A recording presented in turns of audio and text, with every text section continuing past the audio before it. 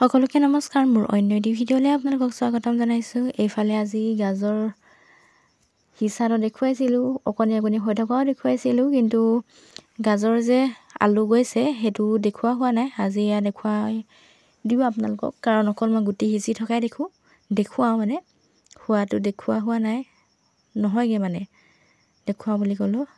আজি দেখুৱাই দিছোঁ। বহুতখিনি খোৱাই হ'ল, এতিয়া শেষ হ'ব হৈছেগৈ আৰু ইমান ডাঙৰ হৈছে দেখিছেনে। একো দৰৱ পাতি ব্যৱহাৰ কৰা নাই দেই, সকলোবোৰ গোবৰ সাৰে দিয়া আছে।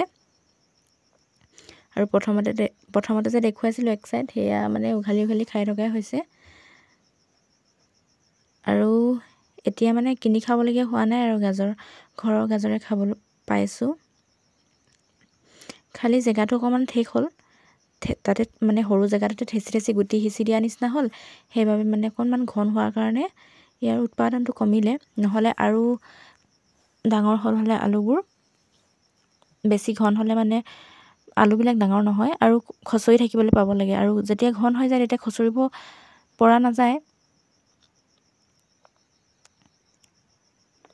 আৰু ইয়াৰ ঘৰতে দৰৱ চৰৱ ব্যৱহাৰ নকৰা ফ্ৰেছ গোবৰ সাৰত কৰা গাজৰ আপোনালোকেও এনেকৈ কৰি খাব দেই।